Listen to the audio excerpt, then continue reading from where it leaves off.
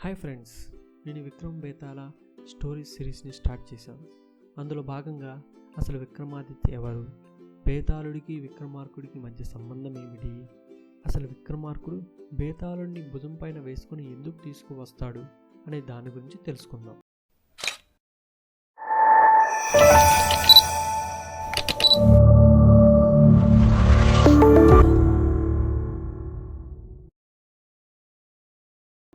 ఉజ్జయిని మహారాజు విక్రమార్కుడు తెలివైనవాడు, అసమాన విజ్ఞానం కలిగినవాడు. ఆయన రాజనీతి, సమయస్ఫూర్తి మూలంగా ఆయన కాలంలో బాగా ప్రఖ్యాతి చెందాడు. విక్రమార్కుడికి ఒక సన్యాసి రోజు ఒక పండుని పంపించేవాడు. ఆ పండును కోస్తే అందులో ఒక మణి ఉండేది.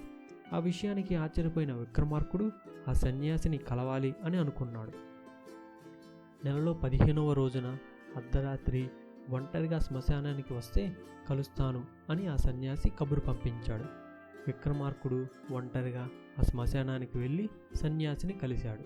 అప్పుడు విక్రమార్కుడు ఈ విధంగా అన్నాడు: సన్యాసి, మీరు రోజు పంపే ఆ పండులోకి మణి ఎలా వస్తుందో చెప్పండి అని అడిగాడు. అప్పుడు ఆ సన్యాసి, నేను ఆ విషయం చెప్పాలంటే నేను చెప్పిన పని మీరు చెయ్యాలి విక్రమాదిత్య అని అన్నాడు.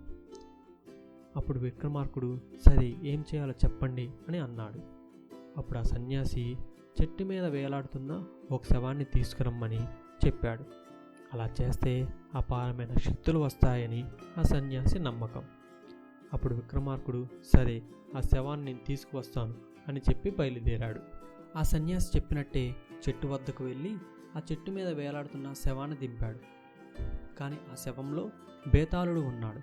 బేతాళుడికి విక్రమార్కుడికి మధ్య చిన్న సైజు యుద్ధం జరిగింది. చివరికి బేతాళుడు విక్రమార్కుడితో రావడానికి ఒప్పుకున్నాడు. కానీ ఒక కండిషన్ పెట్టాడు బేతాళుడు. అది ఏమిటంటే, దారిలో నేను నిన్ను ఎంత మాట్లాడించడానికి ప్రయత్నించినా నువ్వు మాట్లాడకూడదు విక్రమార్క.